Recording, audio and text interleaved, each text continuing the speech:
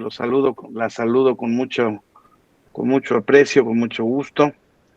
Ahora para tratar un tema, pues no menos importante, ¿verdad? Es un tema toral del derecho y del derecho electoral, desde luego, ¿no?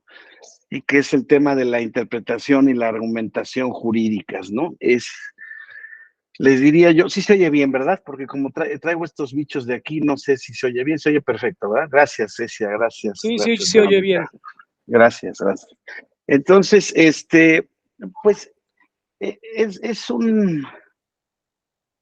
un tema muy importante el plantear la problemática, ¿no? De la interpretación y la argumentación jurídicas, compañeras, compañeros, depende la vida del derecho, depende el sentido del derecho. Esto va más allá de posiciones filosóficas de la filosofía del derecho, porque es el sentido de expresarse del derecho.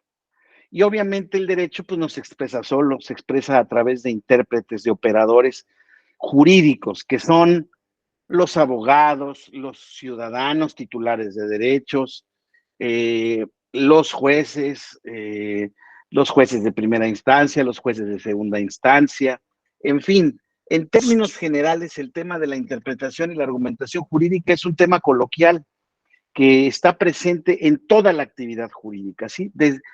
Fíjense que yo, que pertenezco a una generación ya muy antigua del derecho, ya estoy cumpliendo 30 años de haberme recibido de abogado. Fíjense que en nuestros planes de estudios, esta materia no existía, estas materias, interpretación, argumentación jurídica, no existían, y desde luego se entiende por cómo se entiende todo el contexto nuevo constitucional de derechos humanos, ¿no? Y que tanto les han referido y que tanto conocen todas y todos, ¿no? Este nuevo enfoque de derechos humanos obligó a retomar las herramientas argumentativas para dotar de significado a los derechos y para que los jueces, los abogados expresen sus razones del derecho. Les diría que la interpretación y la argumentación jurídica son las razones del derecho. Y es que antes, compañeras, compañeros, hasta hace muy poco tiempo, les vuelvo a decir, yo entré a la escuela en el año de 1987, a la Escuela Libre de Derecho, y egresé en 1992. Y eh, no existía este universo de la interpretación y la argumentación jurídica. Felizmente hoy en todas las facultades de derecho, prácticamente en todas las que yo conozco y he tenido la oportunidad de tener algún involucramiento, directa o indirectamente, ya todas mantienen o tienen este tema de la interpretación y argumentación jurídica, que por otra parte también es cierto que es de reciente cuño, ¿no? La filosofía del derecho no asumía prácticamente esto como una disciplina filosófica independiente, sino a partir de la posguerra, ¿no? La creación de los tribunales constitucionales, esta nueva significación de los derechos humanos que tanto hemos platicado, pues desde luego que ha movido y ha transformado el significado, la importancia de lo que es la interpretación y la argumentación jurídica. Recuerden que veíamos en algún otro tema que en el control de constitucionalidad, legalidad primario, en esta división de poderes que nos enseñó y, Carlos de Secondat, de Labrede y de Montesquieu, este sistema de la división de poderes que surge en la Revolución Francesa, la filosofía, la lógica era el juez es un simple aplicador del derecho, ciego, ¿sí? Y querían identificar el tema de la aplicación de la justicia con esta figura de la mujer vendada, recuerdan, con una balanza, ¿no? Diciendo que la justicia es ciega. ¿Por qué? Porque tiene que aplicar ciegamente la ley.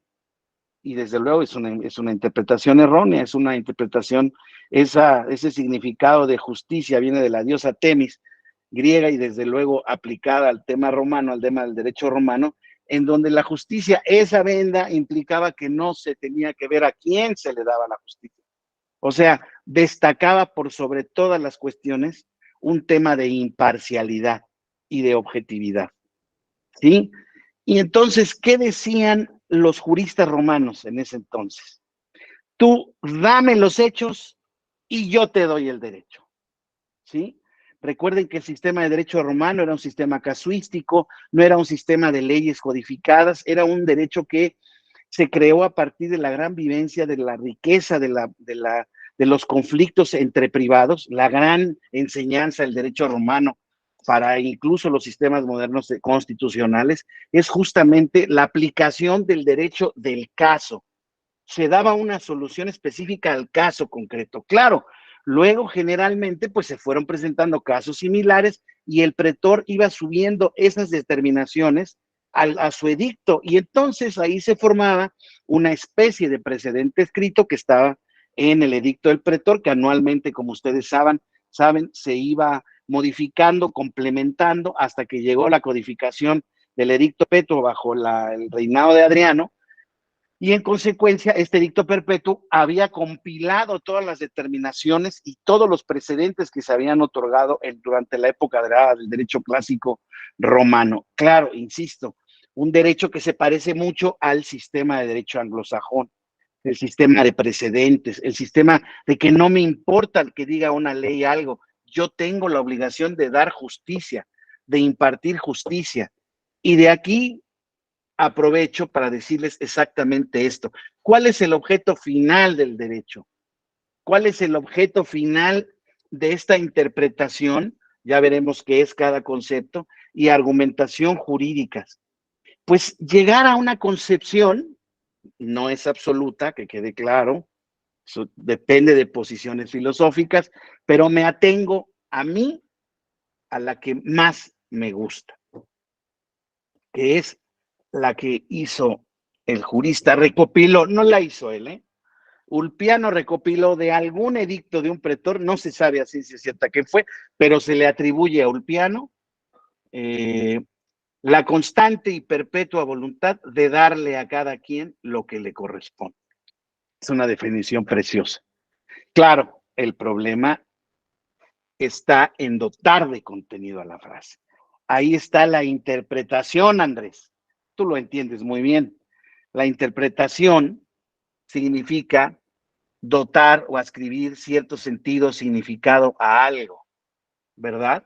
Entonces, aquí vamos a ver entonces que este dotar, asignarle un significado, cierto sentido a algo, ¿no? Era lo que hacían los pretores romanos respecto de los casos prácticos. No había normas jurídicas. Empezaron con las 12 tablas de la ley, o la ley de las 12 tablas, perdónenme, en donde existían realmente, por sobre todas las cosas, acciones ejecutivas y declarativas para efectos de llegar y plantear casos abiertos, ¿sí? Si quieres presentar una acción sobre un derecho de propiedad sobre una cosa, había una acción sobre las cosas y de ahí creció o de ahí surgió la acción reivindicatoria, etcétera, etcétera. Pero la labor era totalmente inversa. Es a partir de los hechos, es construir y dotar una interpretación jurídica. Y esto quiere decir que sea justa. ¿Y qué quiere decir que sea justa? Lo que ustedes determinen que es justo. Y este es uno de los grandes problemas actuales del derecho, compañeros. El problema de quien dice el derecho, que es el problema de los jueces, ha sido un problema permanente, pero hoy en día, con esto de la legitimación democrática, es un tema que está muy actual y muy consistente y muy ardiente. Hoy en día, justamente de lo que se exige de los jueces, ¿se oye o no se oye, compañeras Montserrat, Cecia? Porque me dice Luis Fernando que sí ¿sí se oye? Sí se escucha Sí bien. se escucha. Bien. Sí se oye, sí se oye. Entonces Luis Fernando me da la impresión que, ya estás. A lo mejor es que luego se nos va el internet a unos y a otros y nos pasa que no sabemos quién es. Entonces, este es uno de los puntos fundamentales y de verdad que no es menor. ¿Por qué? Porque hoy en día estamos en este tema de hasta dónde interpretamos. ¿Qué es lo que da certeza jurídica? ¿La letra de la ley, fría, pura y dura, o la interpretación jurídica que se haga?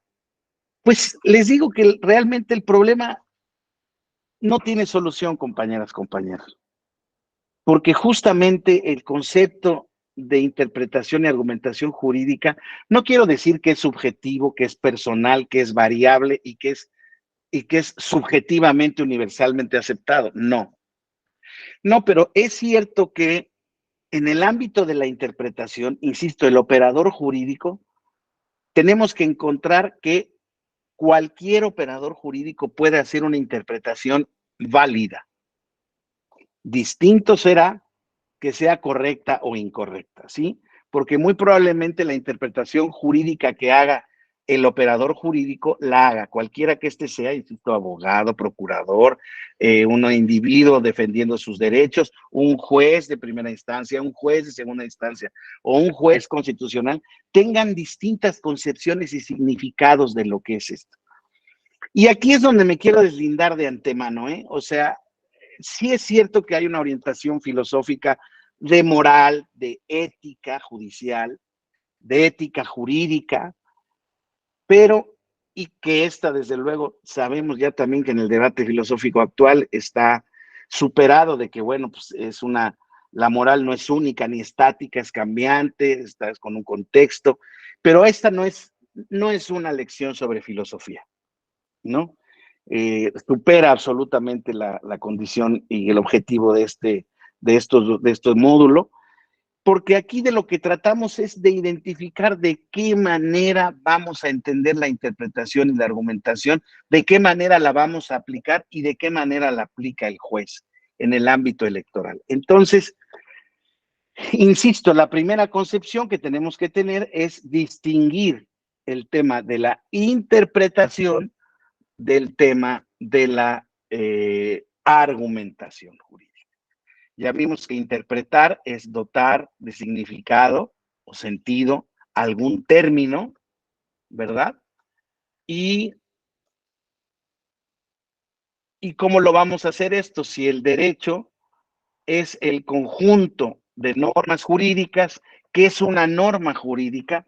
Es una forma prescriptiva del lenguaje, ¿sí?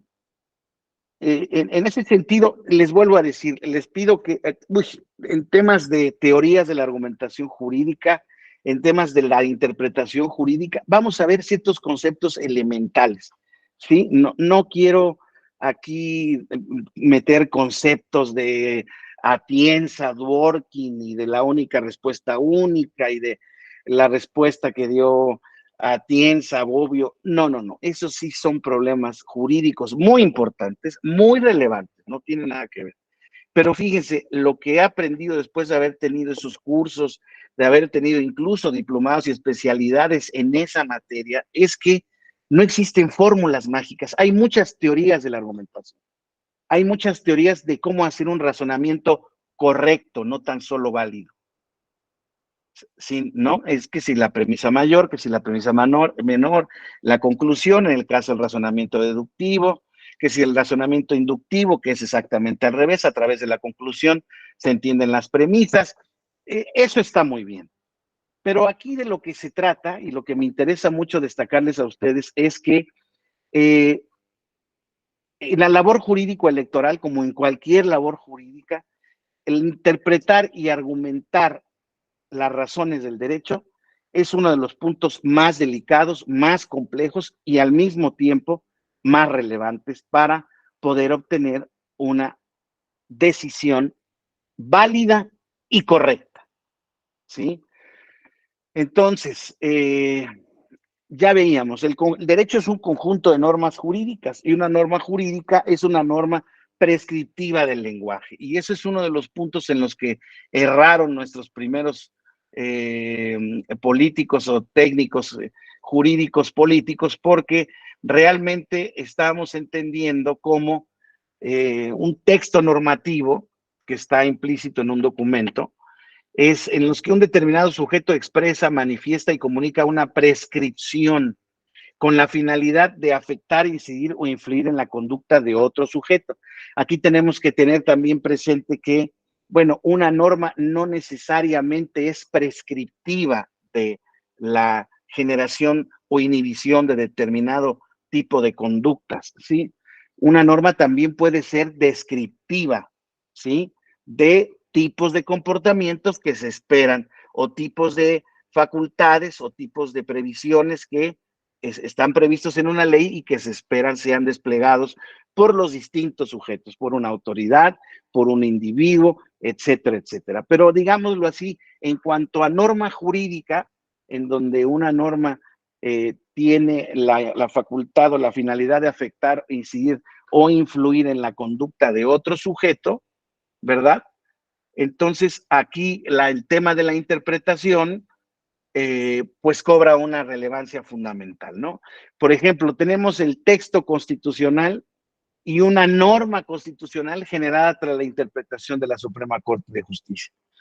Los derechos o prerrogativas de los ciudadanos se suspenden por estar sujeto a un proceso criminal por delito que merezca pena corporal a contar desde la fecha del auto de formal prisión. Dice la interpretación de la Suprema Corte de Justicia. Los derechos o prerrogativas de los ciudadanos, en particular el derecho al voto, se suspende solo cuando por el dictado del auto de formal prisión o de vinculación al proceso, el procesado, esté efectivamente privado de su libertad.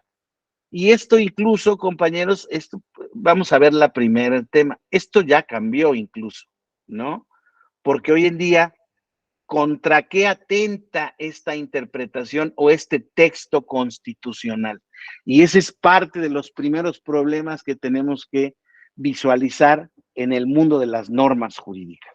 En el mundo de las normas jurídicas, donde se imponen derechos o se reconocen derechos, perdón, se imponen obligaciones o se reconocen derechos, existe una posibilidad infinita y muy grande, muy alta, de posibilidades en donde esos derechos colisionen entre sí, o entre esos deberes colisionen entre sí.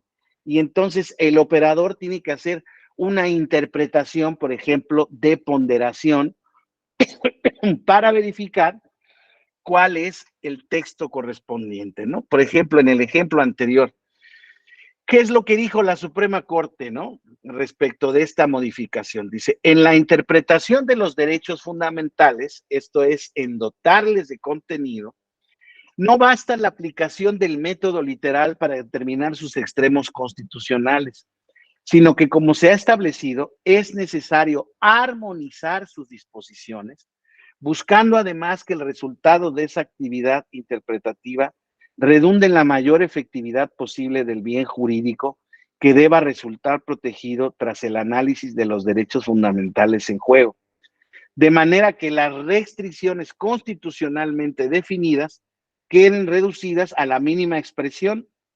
El texto constitucional necesita ser interpretado también de manera diversa, según se dijo, para que una eventual suspensión de derechos no se prolongue indefinidamente y adquiera las características de una sanción. Si la misma Constitución distingue entre delitos graves o no graves y cuáles permiten y cuáles no el disfrute de una libertad provisional bajo caución, no hay razón válida alguna para no realizar esta distinción, tratándose del dictado de un auto de formal prisión en relación con la suspensión del señalado derecho del ciudadano. En tal virtud, conduce a establecer, fíjense nada más, el texto es muy importante, que la recta y actual interpretación que debe darse al artículo 38, fracción 2 de la Constitución, es en el sentido de que es la recta que debe darse al artículo 38, es en el sentido de que la restricción de los derechos o prerrogativas del ciudadano en su vertiente del derecho al voto por el dictado de un auto de formal prisión solo tiene lugar cuando el procesado está efectivamente privado de su libertad, pues de no mediar esta circunstancia, el referido derecho no debe ser suspendido, a saber, cuando tal procesado está gozando de libertad provisional.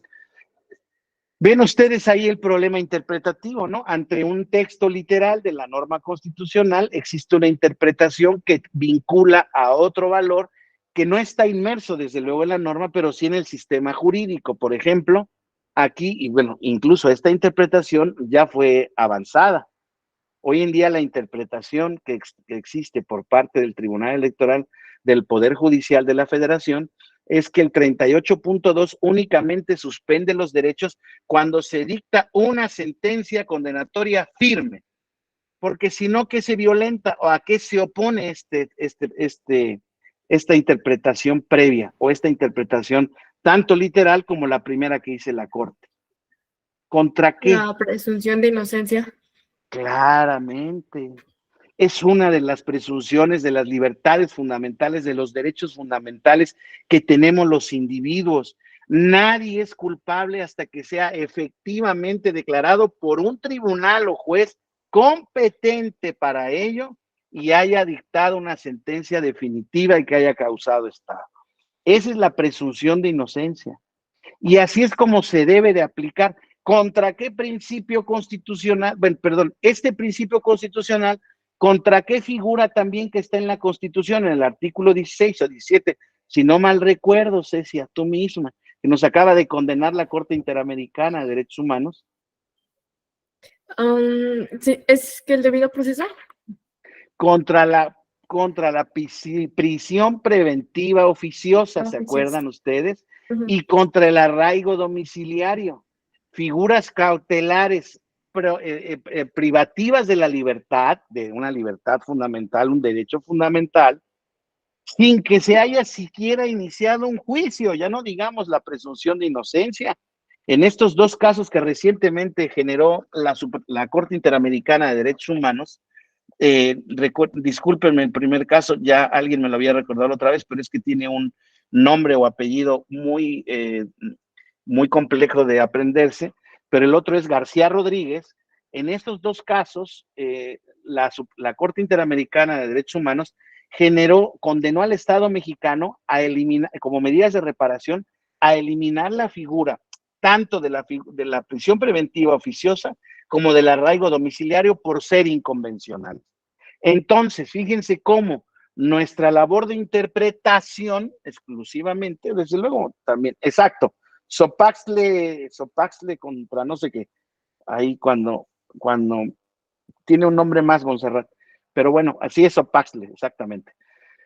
Y García Rodríguez contra el Estado mexicano. Entonces, estamos interpretando, estamos dotando de un contenido a un principio normativo que en principio textualmente nos está diciendo otra cosa.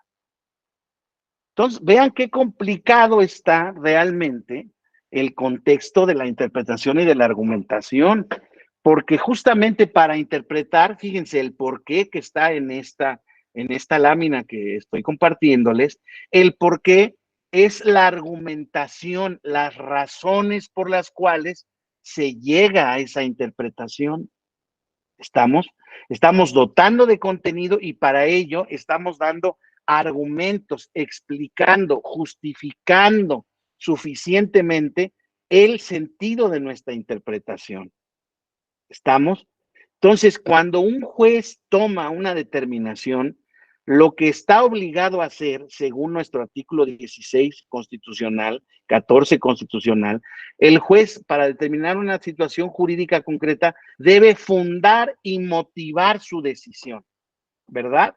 Ahí están otros elementos agregados, unos nuevos conceptos que se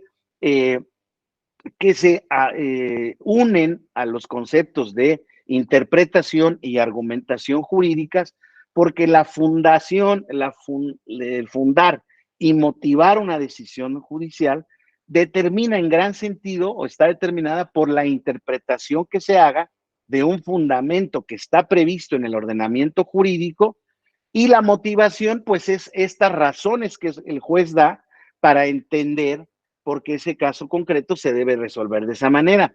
Y aquí es un primer punto bien importante. En la teoría de la interpretación y de la argumentación jurídica, lo es de normas y decisiones relativas a principios normativos. O sea, puede ser, o uno de los tipos de este ejercicio de interpretación y argumentación es para verificar conflictos entre normas o conflictos entre derechos, en donde realmente lo que se está tratando aquí es de encontrar una interpretación jurídica lo más correcta, justa, válida posible.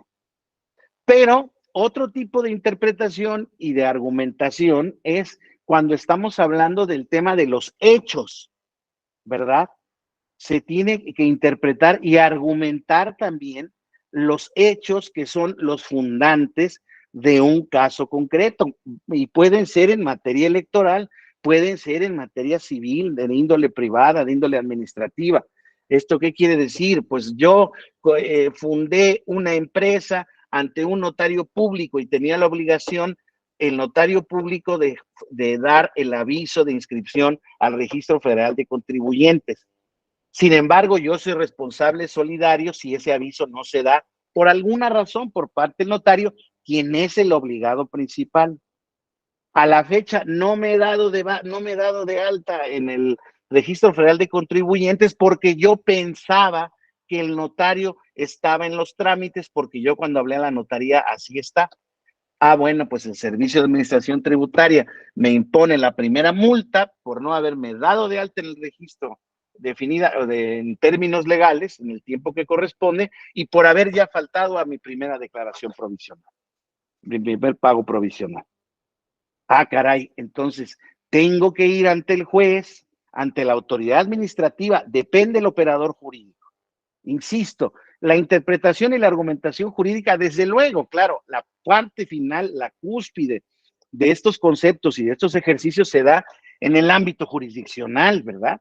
De tribunales constitucionales, de tribunales de segunda instancia, pero se da en los tribunales de primera instancia, en los jueces de primera instancia, en los jueces de paz o en el ámbito administrativo o entre una relación entre privados, ¿verdad? Desde ahí se empiezan a construir las circunstancias que dan vida, origen y efectos a una determinada situación jurídica concreta, cualquiera que ésta sea. Ahora bien, ¿cuándo realmente hay necesidad de interpretar y de argumentar? Cuando existe un conflicto, ya lo platicábamos, cuando existe un litigio, ¿verdad? Cuando existe una situación problemática de la situación de la vida práctica, de la vida jurídica, ante una situación problemática como en las restantes de la vida ordinaria, que lee el texto normativo como fuente para informar su decisión, un operador jurídica, encuentra una solución práctica, el escoger el sentido que le habrá de dar al texto normativo del que se trate para emplearlo en su decisión. Por ejemplo, muy importante, en derecho privado ustedes saben que en materia contractual se dice que la voluntad de las partes es la suprema ley de los contratos. Eso nos enseñaron en derecho civil y creo que sigue estando vigente, a pesar de que el derecho civil común y corriente hoy en día ha sufrido grandes transformaciones por la aparición de las herramientas tecnológicas, pero sigue siendo derecho civil. Sin embargo, las formas de argumentar y de razonar y de interpretar han variado conforme a los contextos específicos. Hoy en día existen, todos los días firmamos contratos civiles y mercantiles cuando pedimos por internet cualquier producto que corresponda. Y ahí se supone que en las páginas correspondientes están los contratos de adhesión, los términos, condiciones a los que yo me estoy sometiendo para efectos de esto. Cuando compramos un boleto de avión y no leemos en las letras chiquitas que todas las aerolíneas sobrevenden los vuelos, todas. Está permitido, es una práctica común en la aviación comercial. Lo permite la ley. ¿Cómo es posible que la ley permita esto? Bueno, no me acuerdo cómo se llama en términos técnicos, pues, pero sí, es un tema de ese tipo de derecho, porque ya saben que también en tema de especialidades el derecho es aplicable o es especializado respecto de cualquier materia. El caso no es un caso distinto respecto al caso de el aerotransporte, ¿no? El contrato de aerotransporte es unas situaciones muy complejas en donde hay una serie de condiciones para ambos contratantes donde hay que tener muy claro, pero son los famosísimos contratos de adhesión donde de alguna manera una de las partes impone sus condiciones y el otro decide si lo contrata o no. Bueno, pues esa interpretación que tiene que hacer un operador jurídico respecto de estas normas, normalmente siempre va a tener que ser dilucidada, muy probablemente ya sea en un conflicto con una autoridad regulatoria o con un juez. Entonces, ahí vamos a ver, oigan, Pues es que yo lo primero que digo es que es contrasentido contra el buen derecho el permitir que las aerolíneas, por una ventaja comercial o por una práctica comercial, sobrevendan los vuelos, porque potencialmente la norma está permitiendo la afectación de los pasajeros. Y entonces se esgrimen, hay una razón en ese sentido, por eso la aerolínea está obligada en los casos en los que no te cumpla con esta cuestión por haber sobrevendido el vuelo a darte ¿cómo se dice? Reponerte el vuelo que te hayas perdido o que no hayas podido tomar por efecto de la sobreventa. En fin, a lo que quiero llegar es al punto de que la manera de interpretar, insisto, las formas de argumentar es dependiendo siempre del operador jurídico y de la carga argumentativa para encontrar una solución justa, ¿no? Entonces, en ese sentido, en cualquier caso, sea que el sentido del texto normativo sea descubierto, creado por el intérprete, este tiene la carga de justificar su decisión interpretativa. Y además, cuando el intérprete es un agente del Estado, esa decisión, como cualquier otra que tome en tal calidad, debe de estar justificada o, como decíamos, debe de estar fundada y motivada para que la misma pueda tener un halo de validez, una presunción de validez, y esta pueda surtir efectos jurídicos plenos ante los sujetos a los que está destinada. Entonces, vamos encontrando las herramientas estas o los problemas que surgen o que se dan en el contexto de la interpretación jurídica, y les decía yo, la parte fundamental en el ámbito del derecho electoral es, por ejemplo, una buena presentación de un caso, una buena determinación, un criterio jurídico viene a partir de la interpretación y de la argumentación que hace un justiciable, un partido político, un ciudadano, ¿verdad? En ejercicio de su derecho de tutela judicial efectiva prevista en el 17 constitucional, y viene planteando diversas cuestiones bajo su enfoque interpretativo de lo que le corresponde a él, ¿verdad?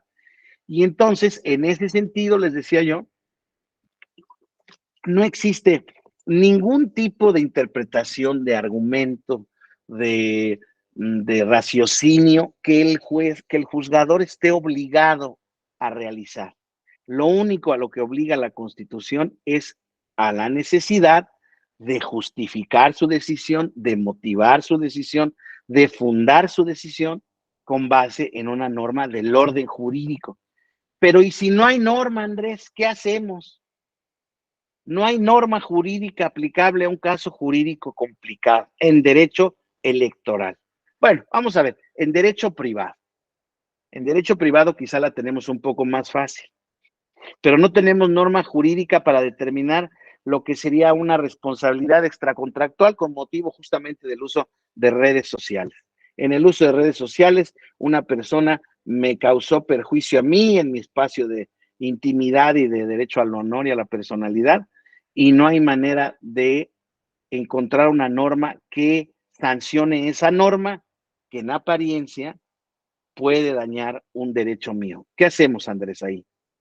¿Qué tiene que hacer el juez? O en tu opinión, pues, ¿qué tendría que hacer el juez?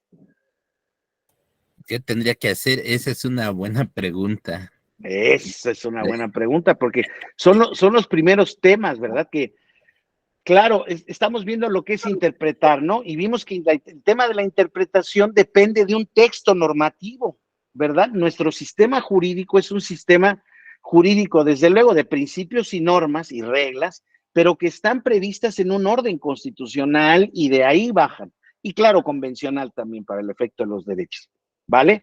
O sea, estamos como que dependiendo de textos normativos o preceptos para que de ahí se pueda ejercer una actividad interpretativa y argumentativa para poder, por ejemplo, decidir lo que es justo en un determinado caso concreto. El problema es qué hacemos cuando no hay esa norma prescriptiva de un caso. Pues en el ámbito del derecho civil y privado, Andrés, tú sabes y lo recuerdas muy bien, nuestro artículo el 16 constitucional o el 14 constitucional. A ver, aquí está. Aquí está. Vamos a ver. Nuestros artículos caballitos de batalla del debido proceso legal. El 17 ya sabemos que es el de la tutela o el acceso a la justicia. Pero nuestro artículo 14 constitucional dice lo siguiente. Fíjense. Dice, a ninguna ley se dará efecto retroactivo en perjuicio de persona alguna. Nadie podrá ser privado de la libertad, de sus propiedades, posesiones o derecho, sino mediante juicio seguido ante los tribunales previamente establecidos en el que se cumplan las formalidades esenciales del procedimiento y conforme a las leyes expedidas con anterioridad al hecho. En los juicios del orden criminal, lo platicábamos ayer, en el ámbito del derecho penal, queda prohibido imponer por simple analogía y aún por mayoría de razón, pena alguna que no esté decretada por una ley exactamente aplicable al delito de que se trata. En los juicios del orden civil, caso que estamos viendo, la sentencia definitiva deberá ser, fíjense, conforme a la letra o a la interpretación jurídica de la ley. Y a falta de esta, se fundará en los principios generales del derecho. ¿Y qué son esos principios generales del derecho? Pues principios, normas, digamos, válvulas de escape que establece el orden jurídico desde el punto de vista axiológico, ¿no? De la moral, de las buenas costumbres, de la costumbre jurídica, ¿no? Que se pueden establecer para efectos como máximas normativas.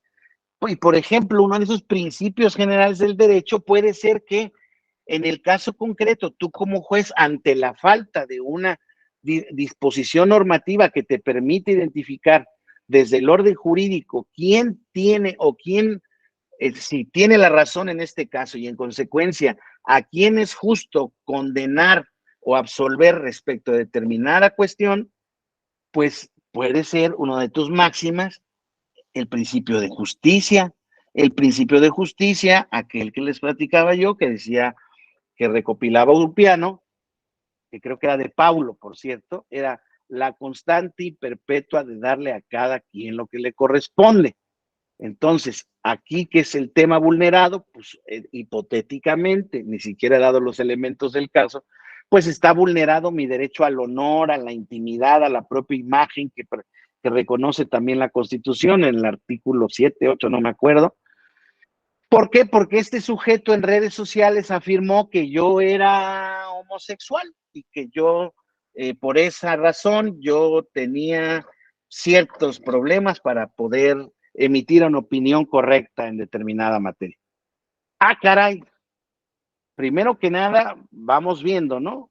Primero, si tú puedes asumir mi condición sexual, ¿no? Una, dos, si eso me inhabilita, tres. O sea, claramente esa conducta o esa publicación está conformando un ataque a la moral. Claro, alguien podría decir, bueno, eso se puede ver en el tema de daño moral que está previsto también en la legislación civil. De acuerdo, pero realmente aquí estamos basados en los instrumentos de las redes sociales, ¿no? Donde, por ejemplo, no existe la verificación sobre si es la cuenta del sujeto al que tú estás acusando. En fin, estoy generando un caso sobre el aire para, más que para realmente generar un problema jurídico, sino para señalar que pueden existir diversos problemas jurídicos que pueden, por ejemplo, no tener basamento en un orden legal y aún así el operador jurídico está obligado a atenderlo y a resolverlo. Y en este caso el operador jurídico hablábamos, de acuerdo al artículo 14 y 16, las reglas del debido proceso y de la tutela judicial efectiva, todo mundo tiene derecho a que se le expida justicia pronta, completa y expedita. Imagínense nada más si ese derecho realmente se cumpliera, ¿verdad? Uno va a un juicio local y si Dios quiere en 7, 8 años está usted terminando la primera instancia y luego avientes otros 3 años para la revisión ante el Tribunal Superior de Justicia de la entidad correspondiente y luego nos vamos al amparo. Y no es un problema único de México. Ese tema del retraso de la justicia expedita es un problema común a todos los sistemas de justicia del mundo, en unos más que en otros, desde luego. Pero insisto, fíjense cómo el propio ordenamiento jurídico nos da esta salvedad, incluso, por ejemplo, en la materia electoral nos indica ciertos criterios de argumentación jurídica, criterio sistemático, perdón, gramatical, sistemático y funcional, por ejemplo, para poder interpretar las normas y poder argumentar en ese sentido, en ese contexto, ¿no? Entonces, creo que en ese sentido queda claro cuál es la importancia de este tema de la interpretación y de la argumentación jurídica en cualquier materia jurídica, pero pues en términos electorales, desde luego, esta materia tan reglamentada, tan llena de disposiciones, reglamentos, tenemos que encontrar ciertas precisiones y argumentativas y dotar de significado a muchas reglas. Por ejemplo, les pongo un ejemplo. Bueno, me permiten 2 segundos, discúlpenme, es que la reunión me permitió, voy a pasar rapidísimo al servicio y en 2 segundos estoy con ustedes, perdonen.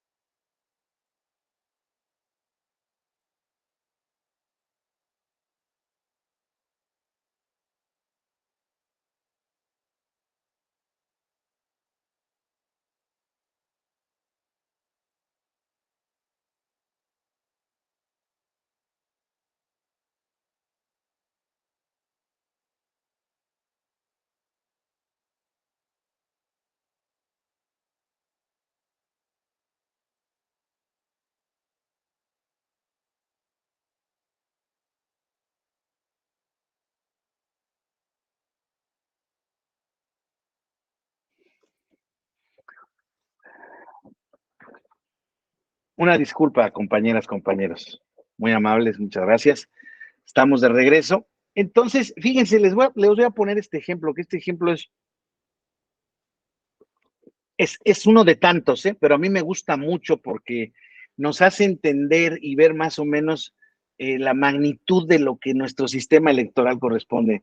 Y ya aquí ya Montserrat, que ya nos señaló ayer, por ejemplo, que ella había trabajado en algún tema en el INE eventualmente, en temas de capacitación y en temas de... no me dejará mentir y verán ustedes que este es un tema muy interesante.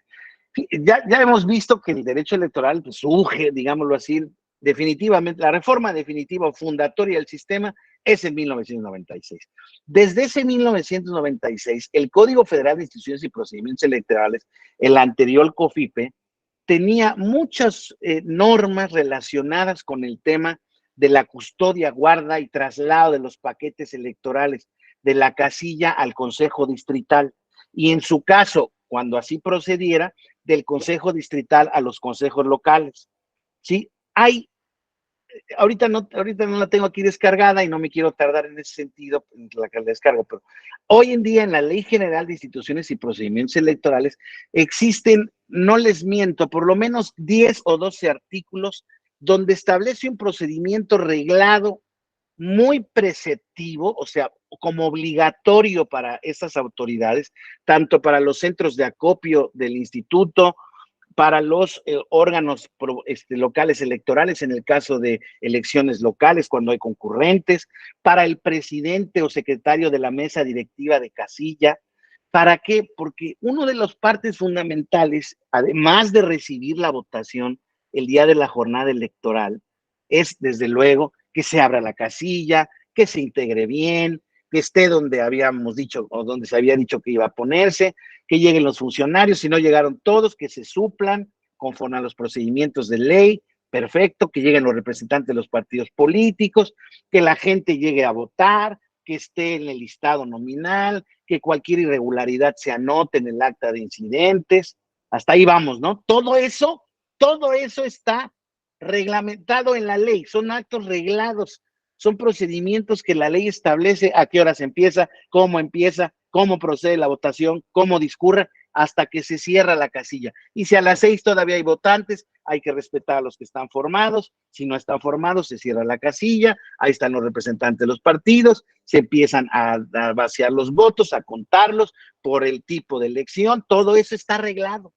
Y de ahí se van llenando las actas correspondientes, se van admitiendo, se van cerrando los paquetes, se van sellando, se van anotando la hora en la que salen, se llena la sábana, y de ahí que ya se pega la sábana en el expediente, ¿no?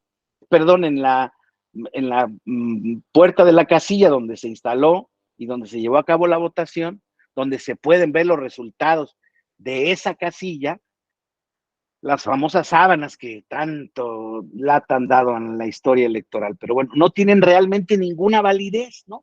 Más que las actas correspondientes, allá van los votos, se sellan bien, se ponen la copia del acta, otra para el PREP, una cantidad de reglas impresionantes. Y a partir de ahí empieza el traslado del paquete, y entonces el paquete, dependiendo si es elección federal, si es local, se irá al tema del CENDI o el centro de acopio del Instituto Nacional Electoral, y a partir de ahí el centro de acopio lo va a dejar a los consejos distritales. Todo eso custodiado por el presidente, secretario, quien haya decidido enviar el paquete, recibió el paquete, pero en muchas elecciones, y bueno, a partir de ahí se reciben, se tiene que tomar acta circunstanciada de los paquetes que se reciben, obviamente se reciben no todos de manera simultánea, porque dependiendo del tipo de elección, o bueno, no siempre de manera simultánea, porque el tipo de elección pues puede tener varios centros de acopio, en fin, cosas operativas que son regladas, reglamentadas, y si no llega el paquete, entonces hay que hacer esto, y entonces, bueno, todo esas reglas de donde tienen un tiempo para entregar termina tan enfadado que se lo entrega al CAE, sí, claro, al capacitador, al funcionario, perdón que se los diga, sí, en efecto, están cansados, están hasta el gorro, tienen hambre, a lo mejor llovió, una cosa muy compleja. Y estamos hablando de elecciones, por ejemplo, municipales de 500 paquetes. Y entonces, de repente, y bueno, y hay de repente, perdón, gente bien intencionada, presidentes, funcionarios, que están llevando el paquete, y en lugar de llevarlo al centro de acopio, lo llevan directamente al distrito, y bueno, al distrito llega el paquete y lo recibe. Y entonces, esa generación, toda esa operación puede ser tan ordenada como lo quieran, o tan desordenada como se pueda. ¿Sí me explico? ¿Por qué? Porque, insisto, a pesar de que son actos reglados, digamos, regulan hechos fácticos que ya tienen que ver con parte de, sí, desde luego los responsables de las mesas directivas de casilla, pero que no tienen consecuencia alguna como tal. Podríamos anotarlas como irregularidades en cualquier caso. Llegaron estos paquetes por vía de los presidentes municipales, el 20%, los otros llegaron por parte del centro de acopio del Instituto Nacional Electoral, por cierto, llegaron todos mal amarrados, todos medio abiertos, y luego faltan de llegar 20 paquetes, el 20%, 10%, vamos a ponerlos. ¿Y dónde están los paquetes? ¿Y dónde están los paquetes? Pues resultó que los paquetes los habían llevado a un centro de acopio distinto, llegaron también mal amarrados en la tarde final. Les estoy hablando, por ejemplo, de la elección municipal de Monterrey de 2018. Y en la elección municipal de Monterrey 2018, por ejemplo, de 550, no, eran 1,550, no llegaron 66 paquetes, primeros. Primer tema, no llegaron paquetes. Luego de todos los demás que llegaron, de 900, llegaron a través del centro de acopio, y todos los demás llegaron por vía de los presidentes y los secretarios de las mesas directivas de casilla. En diversas condiciones, con actas, sin actas, unos llegaron, insisto, de manera muy precaria. ¿Qué es lo que está pasando? ¿Qué es lo que prevé la ley? Pues la ley prevé que, bueno, en ese lapso, porque ahí hubo el cómputo de los votos en la casilla, es un cómputo válido, desde luego, el cómputo distrital luego se hará con base en los primeros, pero luego se tiene que hacer el cómputo distrital y si no hay datos, si no se tendrá que recurrir al tema de los paquetes. Y entonces, bueno, les puedo decir que en esa elección faltaron 66 paquetes, 900 llegaron por la vía ordinaria, mal llegados, 400 llegaron por la vía de los presidentes de las mesas directivas a distintas horas. La cosa era que al miércoles siguiente de la elección, que fue domingo, no habían llegado la totalidad de los paquetes. Y entonces, bueno, pues, ¿qué impugnó el segundo? La diferencia de votos entre el primero y el segundo eran 4,700 votos. Entre el primero y el segundo lugar. 4,700 votos. Bueno, en este contexto, ¿qué dijo? ¿De qué se quejó el partido que quedó en segundo lugar? No les importe cuál sea. Pues dijo, oigan, tribunal local primero, autoridades a quien corresponda, no olvídense ese problema. Aquí, en esta elección, hubo las siguientes irregularidades en el traslado de los paquetes. Primero, no tenemos 66. Y atendiendo al promedio de la votación en esta elección, pues resulta que faltan por lo menos 10,000 votos. Por lo menos 10,000 votos. Entonces, ya ahí hay un elemento determinante para ver el resultado de la elección, porque la diferencia entre el primero y segundo fue de 4,700. Y aquí estos 66 importan, si nos atendemos al promedio del municipio, aproximadamente 10,000 votos, ya hay un tema. Pero además te digo que aquí se violó lo que ellos denominaron, y que desde entonces es también un léxico electoral, el tema de la cadena de custodia de los paquetes electorales, que es un término que realmente procede del derecho penal, ¿verdad? La cadena de custodia de los reos, del cuerpo del delito, etcétera, etcétera, etcétera. Aquí la cadena de custodia. Y claro, curiosamente los abogados tenían una vis penal muy interesante y esa fue la causa de su impugnación, entre otras. Pero la fuerte era esta. No puedes decretarme válida la elección porque hubo un desastre en la recopilación de los paquetes. Olvídense de la cadena impugnativa. Voy al resultado final de la sala superior, que dijo 4 magistrados en contra de 3, ¿sí? Dijeron, en efecto, aquí hubo graves violaciones en el traslado de los paquetes y las circunstancias me conducen a mí a que la certeza en el resultado de la elección está afectada por diversos factores, porque faltan 66 paquetes, porque hay inconsistencias en las actas, pero particularmente porque no parece haber un arreglo o un comportamiento típico, legal, reglado de la ley. Y entonces uno de los 3 magistrados que votaron en contra decían, oigan, es que nosotros no conocemos como causa de nulidad la violación a la cadena de custodia, ¿de qué me están hablando? Y es un magistrado que lleva mucho tiempo en el tribunal. Y tenía razón. Ese concepto apenas se está ejerciendo por primera vez ahí. Y en efecto, la ley electoral no le atribuye ninguna consecuencia a que esos pasos de la ley no se cumplan. Y en efecto era posible verificar del llenamiento de las actas, de la revisión de los paquetes, de todas esas circunstancias, era posible advertirlo. Y en efecto, como juez, uno veía ese escrito y decía, carajo, pues aquí no tan solo es una causa de nulidad que no existe, sino que no existe ni siquiera sanción alguna, porque existen muchos actos reglados en las elecciones que no tienen sanciones, compañeras, compañeros. Ya platicábamos también con ustedes del tema del 134 constitucional, de la prohibición de hacer propaganda gubernamental personalizada, tal, cuyas determinaciones las deja a la reserva de ley, a la ley que se establecerá en la materia, que nunca se ha establecido. Pero la Constitución se sigue violando justamente aprovechándose los funcionarios de que no existen estos dispositivos normativos. ¿Ustedes qué hacen como jueces?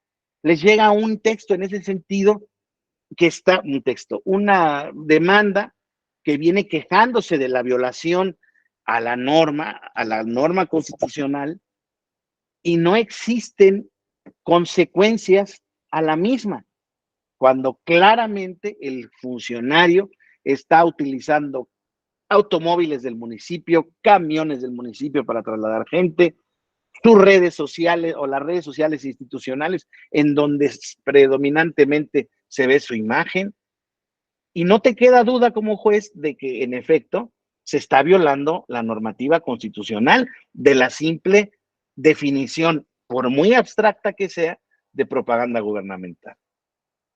¿Qué hace? ¿Qué debe de hacer el juez? De acuerdo al debate que hemos puesto en radar desde hace 3 sesiones, pues el juez no puede hacer nada que no tenga previsto en la ley. Por eso le preguntaba hace rato a Andrés, ¿qué haces como juez? Bueno, el 14 constitucional nos resolvió el problema. Vamos a los principios generales del derecho. Ok, en materia privada y en materia de derecho público, en materia de elecciones, por ejemplo, político-electoral, ¿cómo tiene que argumentar, cómo tiene que interpretar el contenido de una norma el juez y cómo tiene que razonar en ese sentido? ¿Cuál es el objetivo de la norma de prohibir propaganda gubernamental? Pues la disparidad, la iniquidad en la contienda, el principio de no intervención, ¿cómo se llama? De imparcialidad, pues, de neutralidad como funcionario público. Ya vimos que nos guste o no nos guste, es un principio que está inserto en la Constitución. Bueno, pues entonces, ¿cuál es el objetivo? Que no se desbalancee las condiciones de la contienda, porque si no, en consecuencia, ya lo hemos platicado también, no se genera una elección auténtica, una elección que represente que las condiciones de la competitividad están sostenidas. ¿Qué aplicación le vas a dar si no tienes norma? ¿Qué interpretación? No hay una respuesta. Estudien el curso, el doctorado en argumentación jurídica y no hay una sola respuesta ante esos dilemas. Hay técnicas de argumentación para hacerlo de la mejor manera posible, por ejemplo, en un conflicto de ponderación. Estábamos en el tema, también hemos platicado del tema ayer o antier, Andrés creo que hacía referencia a ello. Oigan, a ver, es que la esposa del candidato García Sepúlveda en Nuevo León, influencer, se aventó el tema de la propaganda en redes sociales, se lo contabilizaron y luego se la perdonaron que porque era su esposa. En efecto, en la argumentación del tribunal. Oigan, existía una norma jurídica que prohíba dar propaganda a las esposas, a los esposos. Bueno, como tal, no. Esa fue una interpretación que se generó por parte de la Sala Superior. Es más, les diría que la norma que estaba perfectamente aplicable era aquella que dice que está prohibido para las empresas mercantiles o las personas físicas con actividades empresariales, está prohibido hacer aportaciones de campaña. Entonces, la señora hizo 365 publicaciones en sus redes sociales, dignificando al candidato, señalándolo, generando la agenda de actividades, todos sus posts, otras publicaciones, historias, stories, como se llamen, en la red Instagram, tenían el color naranja. Decía, vamos a votar por Samuel, Samuel es joven y tal o cual cosa. Oiga, dice la Sala Superior, no, es que es su esposa. Es que hay una espontaneidad porque el matrimonio genera lazos de afección común. Incluso dice el Código Civil Federal que no se pueden recibir o cuantificar prestaciones que se den entre sí los cónyuges. O sea, no se le puede cobrar al otro cónyuge por una prestación que se le haga. Ok, vale. Entonces, pues, perdón que se los diga, pero sale muy positivo y no es la... Creo que en esta circunstancia, y lo digo auténticamente, sin ninguna mala voluntad y ateniéndome a lo que sé yo de los expedientes estos y la historia personal de estos dos muchachos, porque están muy jóvenes, es que en efecto ellos han tenido una relación por mucho tiempo, se casaron recientemente. En 2018, cuando él compitió para senador, no era todavía esposo de Mariana, pero ya después fue esposo de Mariana. Entonces, pero desde 2018 se había acusado esa actividad en redes. ¿Por qué? Porque ella tiene un poder importantísimo de exposición. en las redes sociales.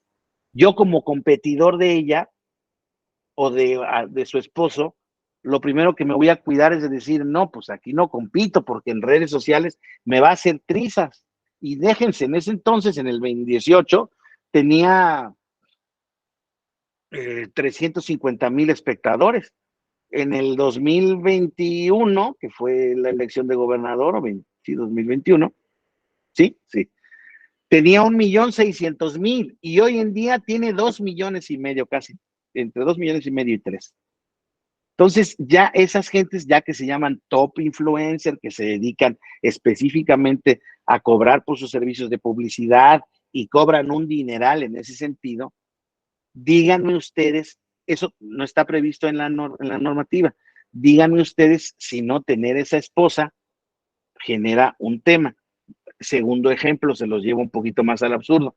Yo me caso con la hija del dueño de Televisión Azteca y Televisión Azteca me da donaciones a mi campaña consistentes en motociclistas. Bueno, no donación Azteca, mi esposa, que es accionista mayoritaria o directora general de TV Azteca, me empieza a generar aportaciones en ese sentido.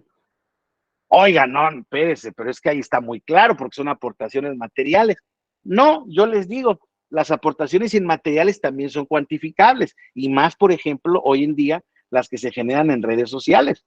Y casi más importante, las maneras de acceder a la inequidad política o de competencia electoral tiene que ver por exceso de recursos financieros de un participante con otro, exceso de posición mediática, fundamentalmente, y también hay algún elemento más que se me está escapando ahorita. Pero claro que el exceso de posición mediática pone en ventaja a una persona respecto de otra. Por eso regulamos tan claramente el acceso a radio y televisión de los partidos políticos, que ya se quedaron como unos medios añejos, anticuados y pues poco atractivos para el tema de las campañas políticas. Hoy en día las campañas son en redes. Pues no dijo el presidente de la República en el Zócalo el día que tomó posesión, dijo benditas redes sociales. Las benditas redes sociales. Y fíjense, yo no me había enterado que allá había estado gran parte del éxito de la campaña del presidente. Pues desde luego, yo no soy una persona que esté muy metida en ese ámbito, bueno, por lo menos no lo estaba hasta ese entonces, porque para mí lo clásico era que se les cancelara el tema de los spots de radio y televisión. ¿Se acuerdan esa reforma política que genera este cambio de comunicación política? Se genera por la famosa spotización de la política. Gastar dinero y comprar lealtades a las televisoras, conseguir tratos diferenciados e inequitativos entre los participantes para generar este tipo de condiciones. Bueno, pues eso se terminó eliminando de raíz. Pero hoy en día, les vuelvo a decir, existe un espacio muy importante que es el tema de las redes en donde se pueden hacer diversos temas. Y aquí en esta circunstancia se dio este resultado. Oiga, ¿qué vale más? Es un conflicto que tiene que ver con la libertad de expresión de Mariana Rodríguez, persona influencer en redes, que como esposa del candidato a gobernador del estado de Nuevo León, emitió más de tres por día, distintas publicaciones en sus redes sociales para que se dieran a conocer la imagen de campaña y de su marido como gobernador. Eso para ustedes pudo haber causado alguna inequidad en la contienda o no la pudo haber causado, o si la causó al no estar, bueno, si es más bien, si hubiéramos dicho que Mariana Rodríguez no tenía este vínculo matrimonial, entonces el tribunal tenía que, siendo consistente con su interpretación que ha emitido en otros tantos casos, tenía que haber visualizado que esa aportación a la campaña, aunque no haya habido una contraprestación al sentido, ese regalo por parte de ella en sus publicaciones, en sus redes sociales, pues eran aportaciones en especie que tenían que ir a contar a los gastos de campaña. ¿Cómo los contabilizamos? Pues hay diversas matrices de precios que están proporcionadas por Facebook, por Instagram, por Meta, estas cosas, o por el tabulador que ella misma publicaba en sus propias redes sociales y a través de sus agentes, etcétera, etcétera. O sea, ¿qué les quiero decir? Aquí la solución era tomarlos como lo hizo el INE, contabilizarlos y sancionar y verificar que hubo un rebase de tope de gastos de campaña, o no tomarlos, como dijo el tribunal, diciendo, no, es que como son marido y mujer, no se pueden cobrar, no hay una contraprestación, y claro que pues la mujer va a apoyar al marido, eso no lo puedo sancionar, ¿no? ¿Qué hay ahí? Hay dilemas interpretativos sobre qué contenido le damos a la norma, si le alcanza la norma, por ejemplo, para castigarla, o si le alcanza el vínculo matrimonial previsto en la ley civil y algunas disposiciones relacionadas con el matrimonio civil, en donde se dice que entre maridos, pues no se leen las manos, pues, así para hablar en pocas palabras. O sea, no se cobran servicios, son vínculos de lazo afectivos que tienen una comunidad de vida, y ella, en su libre desarrollo de la personalidad, decidió dedicarse a las redes sociales y casarse con este compadre que resultó que fue candidato a gobernador. Afortunado él. El INE dijo, no, no, no, no. El vínculo matrimonial no es suficiente para derrotar la obligación de fiscalizar y contabilizar eso, porque lo que yo estoy obligado es a verificar la equidad en la contienda, y aquí se desbalanceó. ¿Qué principio privilegiarías tú, Juan Martín? ¿Qué principio te parece a ti que debe prevalecer? ¿El derecho a la libertad de expresión de Mariana o la regla del principio de la equidad en la contienda, donde toda aportación por persona física con actividad empresarial está prohibida y en consecuencia se cuenta y se sanciona? ¿Tú qué opinas? Creo que yo me iría por verlo desde el aspecto de donde tenemos la consecuencia, y es desde el lado electoral. ¿Por qué? Porque al día de hoy el entonces candidato es gobernador. Al final de cuentas tuvo el triunfo. Entonces, estas acciones que llevó a cabo su esposa sí tuvieron una consecuencia. ¿Por qué? Porque es innegable que tiene trascendencia, que las personas hoy en día escuchan mucho a los influencers y que varios de ellos toman decisiones con base en lo que ellos les comentan, les argumentan. Por ello, yo creo que sí me iría por el lado del aspecto electoral, y sí sería una cuestión que tuviese que sancionarse o en su momento haberse detenido por la autoridad competente y decirle, tú no puedes hacerlo. Si bien es cierto, es la esposa, no estamos ahorita hablando de un tema civil, sino que la trascendencia jurídica y el ámbito es electoral. Por lo tanto, tiene que irse en ese sentido las decisiones, las restricciones y las consecuencias para las acciones que ella estuvo llevando a cabo. Ese sería mi razonamiento. Me parece bien. Fíjate cómo ahí interpretaste la norma, le diste el contenido y dices, ante una ponderación de problemas aquí, ¿no? La esposa, la mujer que está esgrimiendo su libertad de expresión, y en el ámbito electoral hay una sanción para quien hace aportaciones prohibidas, indebidas, dice, yo me voy por esta porque en la contienda electoral esto tuvo una trascendencia, y realmente lo que pasó aquí incluso, fíjense, no fue que el Instituto Nacional Electoral le haya cancelado la libertad de expresión. No, ok, qué bueno que lo hiciste, pero entonces le cuentan la lana, y el beneficio es todo lo que pudo haberle generado. Es imposible materializarlo en votos, pero sí te puedo decir que de una simple deducción en cuanto a la cantidad de seguidores que tienen, las interacciones que tienen tus publicaciones, eso pudo la diferencia fue altita de votos, 375,000 votos, pero aún así dijo el INE, dijo, esa diferencia pudo haber sido a partir de la actividad comercial que realizó Mariana. Entonces yo me voy por esta. El tribunal dice no, yo en la ponderación de derechos prefiero protegerla con el manto que le da el matrimonio. Parece mentira, pero así es como lo dijo. Juan Martín, ¿qué ibas a decir? bueno, y también para complementar lo que comenta, debemos siempre tener en cuenta que el derecho se va transformando y toma de la realidad social para poder adecuarse y normar.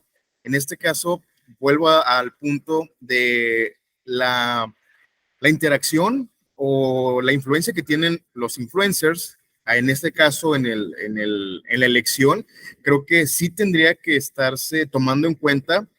¿Por qué? Porque es una realidad en la cual estamos viviendo y al final de cuentas el derecho va a tener que alcanzar esa realidad y normarlo en algún momento. Aquí quizás se pudo haber sentado un precedente o haber ya empezado a tomar en cuenta esas decisiones de los influencers y su intromisión. ¿Para qué? Para que comenzara a regularse por parte del derecho ese tipo de participaciones o de mensajes, que como lo mencionaba, la televisión, la radio ya están quedando atrás. Entonces ahora la ley tiene que alcanzar las nuevas formas de hacer propaganda, que es uno de ellos, estas personas.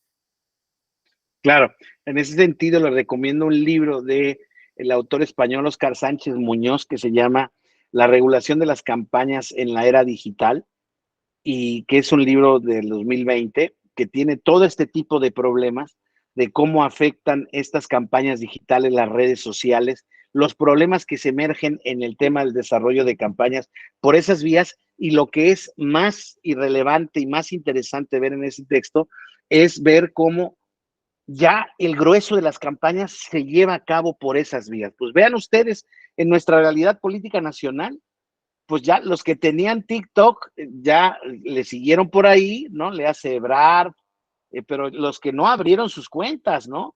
La jefa de gobierno, ex jefa de gobierno, también ya el exsecretario de Gobernación, también Noroña, el senador Velasco, y ahí tienen sus redes y ahí les van saliendo, si los siguen, ahí les van saliendo, y todos los días en su TikTok están pues viendo, haciendo cosas que entre unas y otras pues pueden parecer más prohibidas que otras, según lo que hemos platicado, pero ahí está el tema bueno, y ven algunos éxitos, ¿no? Xochitl Gálvez, claramente, del otro lado, les hacen además con inteligencia artificial unas cosas, unos mensajes en redes, a mí me parecen muy padres. No quiero decir que simpatice yo con su candidatura, se los digo de antemano, pero están muy bien hechos. Como otras cosas simpáticas que hace Brad y que se hacen memes, a mí me causan gracia. Hay cosas que a mí me causan gracia. Pero en fin, ahí es donde está el debate público hoy en día.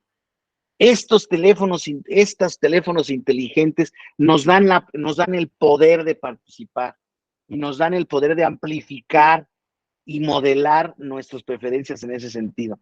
Entonces, yo creo que, como dice Juan Martín, en la parte de los hechos, claramente las redes sociales hoy en día determinan. Aquí el asunto es ver cómo en el tema de la interpretación y las razones y la argumentación del derecho, la Sala Superior le dio para adelante a la gobernatura de Samuel. A mí me parece que sentando un precedente, perdón que se los diga, pero política, necesidad, poder y dinero y artistas van de la mano. Mañana vamos a ver a un montón de candidatos colgados de la mano de influencers, cantantes, etcétera, etcétera, que no es la primera que lo hace. Sí, Andrés, por favor.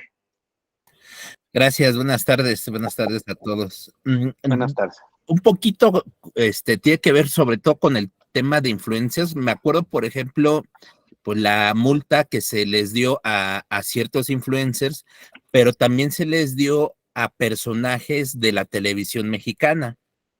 Y me llamó mucho la atención la sanción a las multas que le hizo el tribunal, ya que pues a dos o tres personas que salen en la televisión de lunes a viernes, de 9 de la mañana a 12 del día, ¿no? Les da una multa de 4,000 pesos. Y a los influencers, o sea, aquí el impacto de la televisión sigue siendo impresionante, lo queramos o no. Y lo que me llamó la atención es que decir, a los influencers que nada más se dedican a las redes sociales, los multa con más de 200,000 pesos. Creo que ahí hay una inequidad en las multas y no, realmente bueno, son criterios, como usted bien lo dice, de la sala superior, pero hay veces que no comparto esos criterios. ¿Cómo es posible que a una persona que se exhibe diario de lunes a viernes en un programa estelar lo multen con 4,000 pesos, amparado, creo yo, por el respaldo de dicha televisora que sale en el Canal 2, y más en específico, pues Raúl Araiza y compañía, ¿no? Y la multa fue por o sea, mal por el Partido Verde, por ahí va la multa. Creo que desgraciadamente luego sí tenemos malas interpretaciones que, pues, digo, podemos ahora sí que agarrarnos de ahí y hacer mal uso de las leyes, ¿no? ¿Sería cuánto? Gracias. Gracias, Andrés. A ver, Cecia, por favor. Gracias, doctor. Buenas tardes. Yo creo que la proporcionalidad ahí de la multa es mi pensar, ¿verdad? He visto varios estudios y análisis que dicen que hoy en día es mayor el alcance el de las redes sociales y los influencers que el de la propia televisora. Incluso muchas marcas comerciales ya le apuestan a que sean los influencers quienes promocionen sus marcas. Y digo, yo lo he visto en Instagram y demás, sí me salen luego personas que patrocinan, o sea, Nike, Adidas, Avance, marcas de refrescos, marcas de comida, porque es mayor el impacto que se tiene y para las marcas le sale más barato pagar al influencer que pagar la televisora y tiene mayor exposición. Entonces creo que en ese mismo sentido fue el análisis de las multas del Partido Verde, porque sí tuvo mayor influencia su participación en la red que en las televisoras. Perfecto. Sí, correcto. Pero fíjense cómo aquí ya, fíjense cómo la labor de operación jurídica de interpretar y argumentar o justificar decisiones, ya, como decía Juan Martín, como decía Andrés, tiene como parámetros la realidad, ¿no? Y eso a veces es lo que se cuestiona de los tribunales. Oiga, lo que hemos platicado, ¿no? Oiga, ¿tiene facultades o no el tribunal, por ejemplo, de tomar una determinación que tomó la Junta de Coordinación Política de la Cámara de Diputados de excluir a un grupo parlamentario de la Comisión Permanente? Oiga, suena dura la decisión. Oiga, lo tomó la Comisión Permanente en el ámbito de sus atribuciones. Pues sí, pero vinieron los diputados del grupo parlamentario que por lo menos creen que en atención a su representación les corresponde un representante en esa Comisión Permanente, que es un órgano, pues como lo dice su nombre, es un órgano que dictamina y lleva a cabo la vida permanente de las cámaras del Congreso. ¿Cómo no va a ser importante? Oiga, ¿y cómo lo juzgamos? Interpretación del tribunal. Es que esos diputados pertenecientes a ese grupo parlamentario excluido están haciendo valer la violación a su derecho a ser votado en su vertiente de ejercicio al cargo. Ay, caray, de plano, pues claro, parte del ejercicio de su encargo es formar parte de los órganos de gobierno y de determinación de las cámaras, y en eso consiste la comisión permanente por lo que hace al Congreso de la Unión. Entonces, caray, bueno, fíjense la interpretación hoy, pero es un acto materialmente parlamentario. ¿Dónde están sus facultades para entender? Es que estoy interpretando no por las facultades, sino por el derecho que se está violentando. ¿Sí? Entonces, claro, porque si la operación jurídica fuera desde el órgano que está siendo responsable, no tengo facultades, Tribunal Electoral. En cambio, si voy por el tema del derecho político electoral a ser votado, claro que soy competente. Se dan cuenta cómo incluso la visión y la óptica, y es lo que vamos a ver el día de mañana, es en el planteamiento del problema está el 50% de su solución. Un problema mal planteado estará condenado a la derrota. Un proyecto, un asunto, una demanda bien planteada puede ser que termine en una conversión exitosa. ¿Por qué? Porque de ahí tenemos que argumentar qué es mi pretensión, qué es lo que estoy pidiendo, con base en qué lo estoy pidiendo, ¿sí? ¿Cuál es el grado de la afectación del derecho o de la circunstancia, cómo me afecta? Y entonces tengo que exponer los hechos que están ocurriendo al caso, también argumentando, también interpretando. Y ese escrito lo va a recibir el tribunal de juzgado, de juicio, va a resolver, va a ver y va a decir, ah, caray, ok, este planteamiento parece interesante, parece atractivo, tiene fundamento en la ley, no tiene un fundamento en la ley, pero puede ser interpretado a partir de este prisma, ¿no? Dice el artículo 17 de la Constitución, toda persona, ya lo veíamos, tiene derecho a que se le administre justicia por tribunales que estarán expeditos para impartirla en los plazos y términos que fijen las leyes, emitiendo sus resoluciones de manera pronta, completa e imparcial. Principio de que el silencio, la oscuridad o la suficiencia de la ley no autorizan a los juzgadores a dejar de resolver una controversia, ¿no? En cualquier caso, un juez puede declararse incompetente por no tener competencia para resolver esto. Hoy en día ya es muy raro, incluso en los juicios de amparo, en los juicios de amparo es más común, pero ustedes no van a ver realmente que el tribunal decline un juicio porque es incompetente, le entra por vía de los asuntos generales, por vía de los juicios electorales, por vía del cumplimiento al acceso a la justicia. Vamos a ver si su petición está fundada o no, pero le entro al fondo de la controversia. Y ya veremos el planteamiento que se hace para ver si es correcto, si se acoge o no se acoge.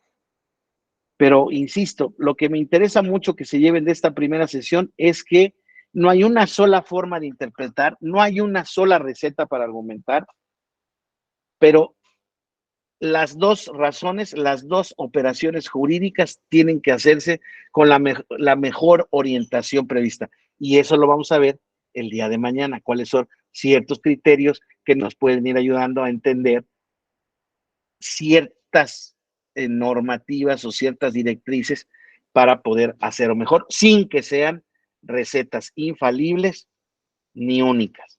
Existe al final del camino, como les decía, argumentar e interpretar es, desde nuestro punto de vista y conocimiento, expresar nuestras razones del derecho. ¿Sí? Creo que todos lo entienden bien.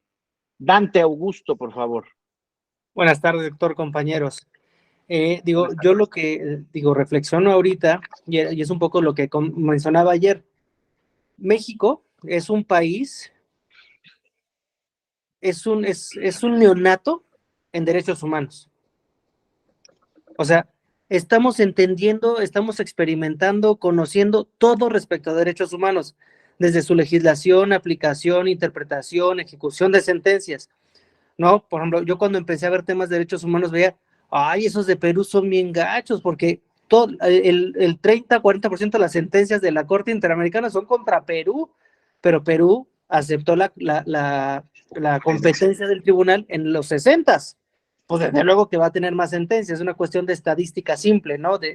Entonces, creo que, y bueno, Colombia lo mismo, también tiene varias sentencias, y su Tribunal Constitucional tiene sentencias bien interesantes, que han sido innovadoras, que han sido punta de lanza en estos temas de interpretación constitucional, de garantismo constitucional, ¿no?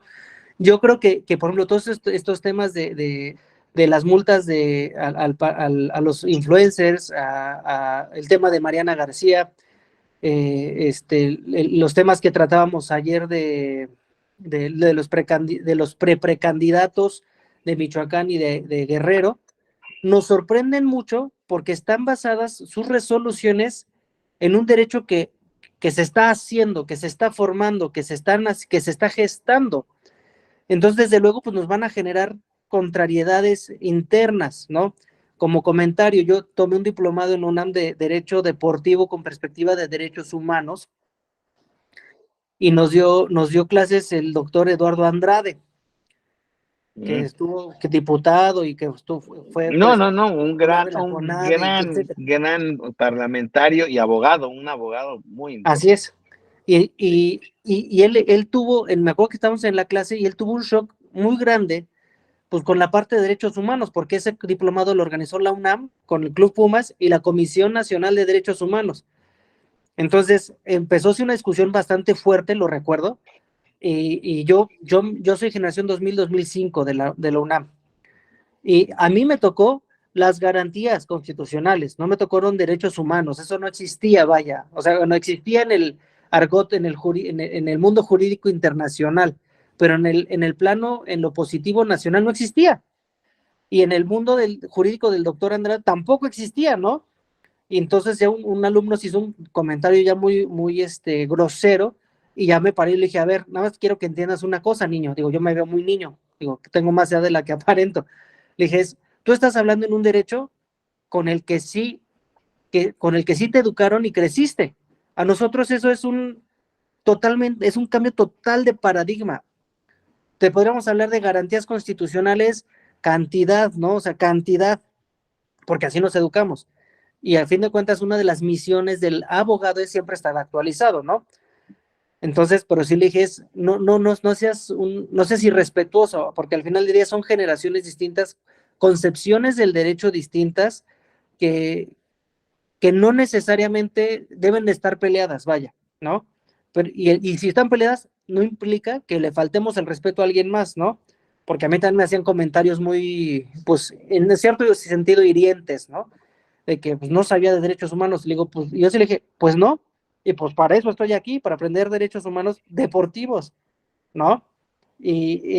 Bueno, eso es como parte de la anécdota. El punto, lo que quería referir es, estamos aprendiendo todos. Quizás las generaciones del 2011 a la fecha, o sea, me refiero a generaciones de abogados, del 2011 a la fecha, es algo que traen muy bien plantado en su cerebro, en su psiquis jurídica, porque hubo una reforma, una revolución jurídica, ¿no? Y aparte, y eso llevó a una reforma jurídica.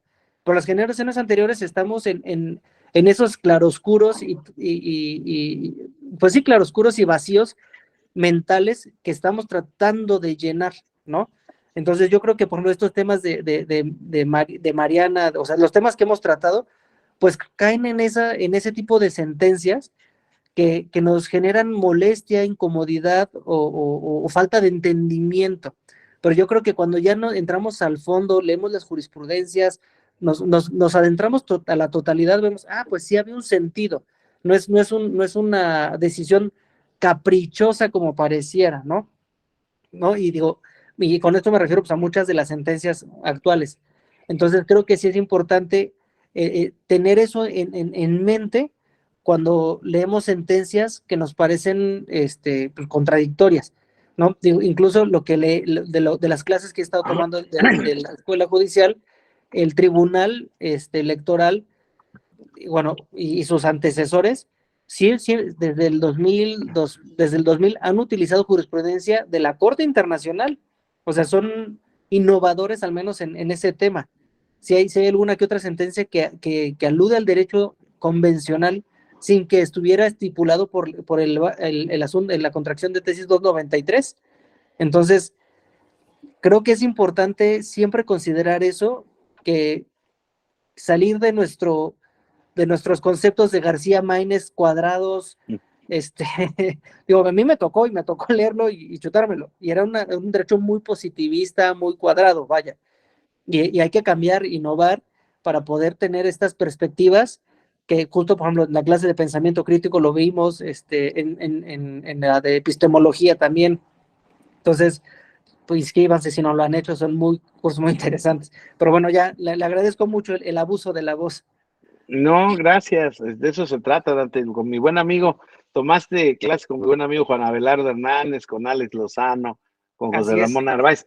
No, puro filósofo, auténticos expertos en la materia.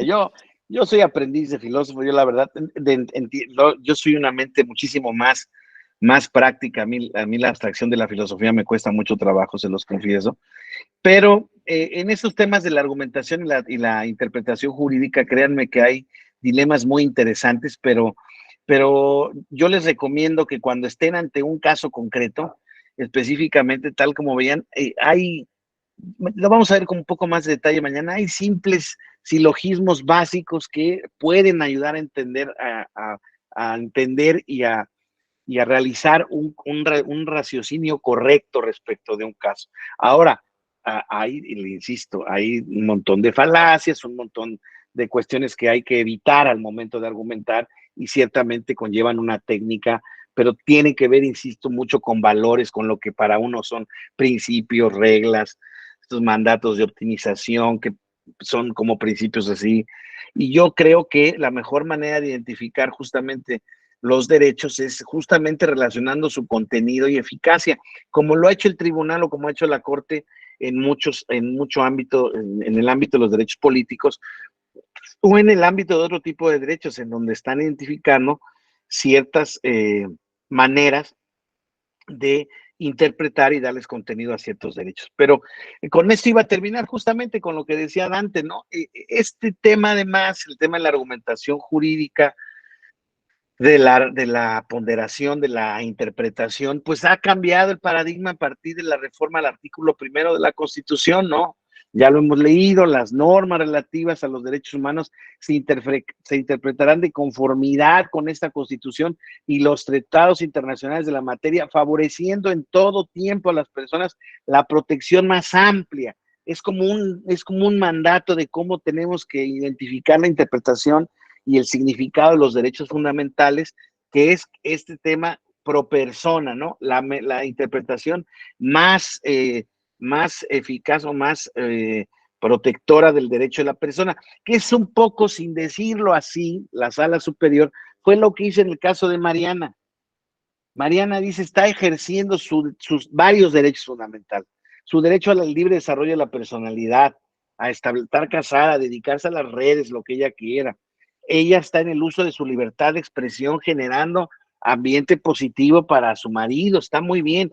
Sí, sí, eso está muy bien, siempre y cuando no existieran todo un catálogo de normas que también establecen otro tipo de consecuencias ante ese tema. Entonces, la ponderación, el dilema se da justamente en qué valor le damos a qué tema. Hace rato decía Juan Martín, yo me voy por lo electoral, parece ser lo que ha platicado Andrés, a él también le parece que pues el dejarlo electoral de lado, pues le generó una ventaja positiva a este cuate, cuando en otros casos se había sancionado muy duramente a otras personas por haber dejado de presentar informes de gastos. En fin, hay un mosaico importantísimo en este tema, pero lo más importante, como decía Dante, es que vayamos aprendiendo justamente que, por ejemplo, en este contexto de los derechos humanos, las normas relativas se hacen en atención a la interpretación más favorable que se den. Y, por ejemplo, en un conflicto valorativo, pues vamos viendo cuál es el principio que tiene más peso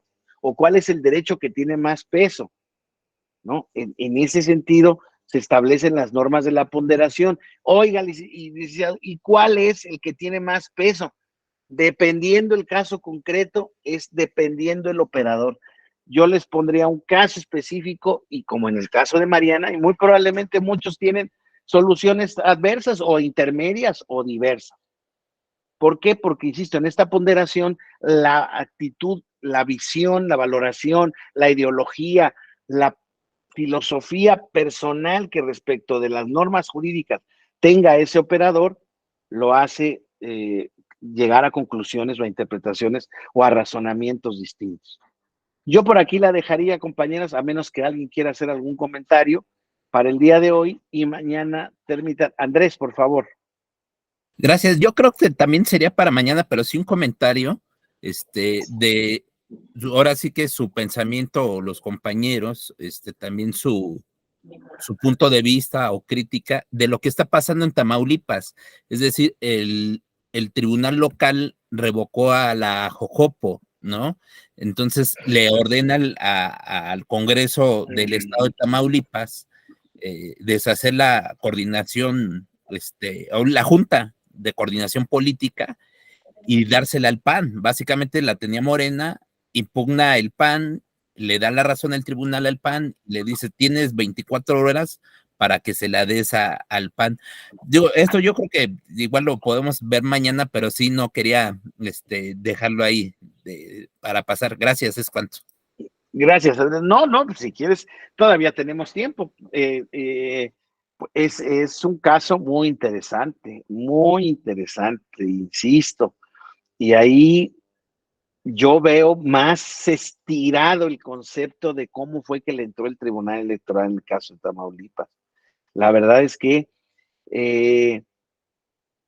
Aquí puede haber también otra visión que puede complementar lo que les decía yo. Y aquí, por ejemplo, hay una misión de garantía del sistema constitucional, de los principios constitucionales y legales, que todos los actos y resoluciones tengan una protección jurisdiccional, como lo dice la Constitución en materia electoral.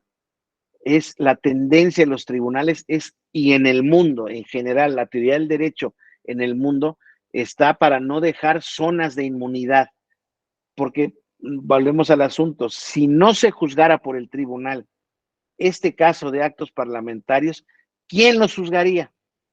Alguien me podría decir, no, pues nadie.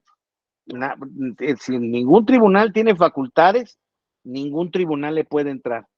Entonces dejamos fuera del control constitucional esos actos cuando han sido sometidos a una jurisdicción. Claro, me queda claro que si fueran sometidos al tribunal agrario, difícilmente podría decirse que es competente en ese sentido, ¿no? Pero también es cierto por el otro lado que el Congreso puede alegar, oye, déjate que sea un órgano soberano no por la manera en que estoy electo.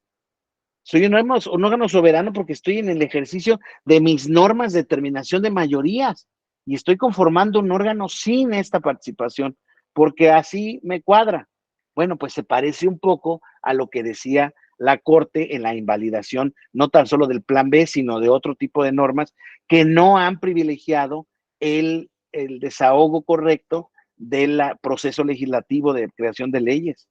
Dice la Corte, si no sigues el proceso legislativo de creación de leyes, no hay un debate informado respecto del ininformado, ni a lo mejor pertinente, ni correspondiente, ni congruente de lo que los grupos parlamentarios, la representación popular, tiene respecto de esos temas.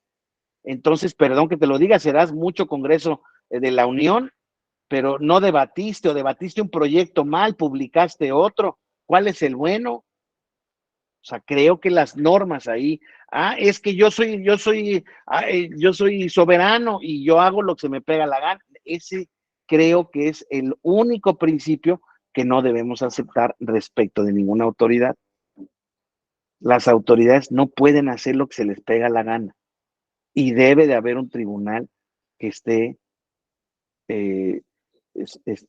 para juzgar esos actos que se apartan de la constitucionalidad. Pero si quieren, seguimos ampliando más el concepto el día de mañana. Vamos a comer todos, que respetuosamente no tengo un hambre importantísima más hoy que ayer, pero mañana terminamos el elemento. Creo que hemos dado los pincelazos primarios de lo que es este concepto, que en derecho electoral es igual de fundamental que en todos los campos jurídicos, pero insisto, pues no lo debemos de olvidar ni dejar atrás porque, insisto, esto significa uno de los puntos nodales de cualquier cuestión jurídica y en materia electoral, pues no se diga. Gracias a todos, les agradezco muchos comentarios, sus participaciones y mañana nos vemos. Gracias, David, por todo. Hasta luego y que tengan una excelente tarde. Gracias.